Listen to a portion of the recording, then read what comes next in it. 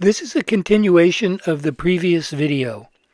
We were taking the time to explore the cubes inside the synergetic tin because this was my first breakthrough in understanding how building physical models of fundamental structures are instrumental in finding the constants that interconnect essential parts into one whole system, synergy. The previous videos have demonstrated the advantages digital models possess in explaining these connections. I would build a physical model, photograph it, and send it to Fabiano Schwabi in Brazil, where he would make a digital version of it. The three landmarks we always used allowed us to always orient each new structure in the same location position as all the others. Let's focus now on the cubes inside the four systems of the bubble family, the fivefold symmetries. In this case, their size will fit exactly inside the 6BB VE, which equals 12 centimeters edge. We learned that the long axis of the bubble diamond of the triaconta is connected to the square face of the VE. Multiply the long axis of the square, corner to corner, by GR, and you have the long axis of the bubble diamond, the long axis of the dodeca's pentagon, and the edge of the icosa. That measurement is the square root of 2 GR 6BB. That also is the measurement of the edge of the cube that fits inside the 30-sided triacontahedron on the left and the 12-sided dodecahedron next to it. This relationship is constant and self-organizing. If you know one, you know them all. The 8 corners of the cube correspond to the 8 blue directions radiating out from the center of any structure in the sphere family. The second cube is smaller, that fits inside the icosa and the icosidodeca. This cube is connected with the octahedron that surrounds the icosa. Buckminster Fuller discovered the S module, the symmetrical modular unit that converts any icosa into an octa. There are 6 units that are easily reproduced. Because we always use an axis of spin, there is a handedness, clockwise and counterclockwise, alternating from side to side. Here you can see 4 triangles of the larger octa. The top triangle is spinning in clockwise. The triangle to the left is counterclockwise, and if you follow the other triangles, you can see they alternate between the 2 spins. Looking for handedness will prove important in building physical models of fundamental structures. A cube that fits inside an octa is the same as the icosa's cube in this case. We know the edge of the icosa is the square root of 2 GR 6BB equals 10.4 ...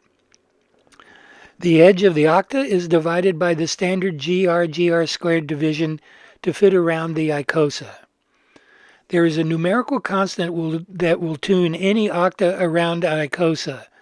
That number is the square root of 2 GR squared. Because the number is less than 1, we divide the edge to make it bigger. Icosa edge divided by square root of 2 GR squared equals 19.41 ... We know from the previous video that the numerical constant that fits a cube inside an octa is the square root of 2/9. If you multiply the edge of the large octa by 2/9, you get a cube edge of 9.15 ... The bubble family has 20 blue directions radiating out from the center. There are 8 that correspond to the corners of the cube and 6 sets of 2 that pass through the centers of the other triangles. These are the base triangles of the S modules. This will prove useful in understanding how to build a number of physical models in the bubble family.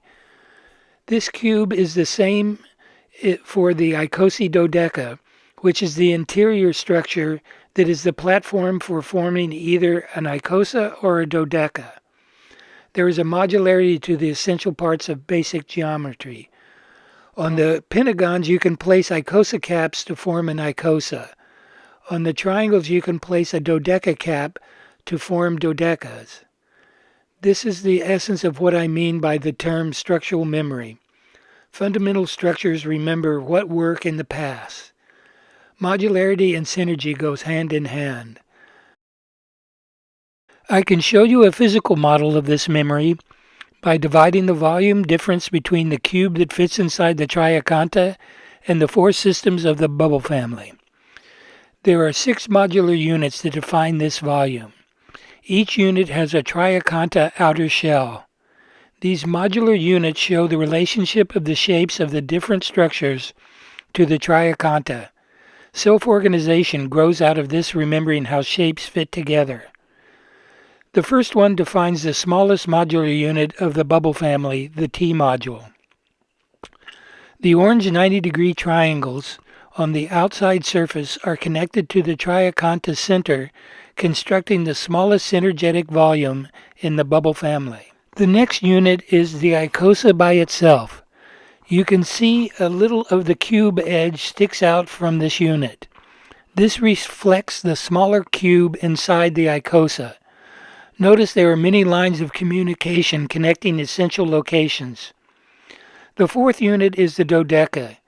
It shows the close relationship the dodeca has with the triaconta and their shared cube inside. The long axis division of the pentagons is simplicity itself in defining modular units. The last is the innermost system, the icosidodeca. There are 6 locations in common that connect the icosidodeca with the triaconta. They are defined by the 6 green directions in the sphere family. In the bubble family, these 6 expand to 30, passing through the 30 bubble diamonds that construct the triaconta. To the best of my knowledge, this 30-sided system has the most shapes that are the same of any structure found in nature, a limit case. By focusing in on the cubes inside fundamental structures, I discovered a whole new world of synergetic modularity. There are self-organizing building patterns that use a small set of structural and numerical constants that tie everything together. These constants build communication networks that interconnect the essential parts of fundamental structure into one synergetic whole.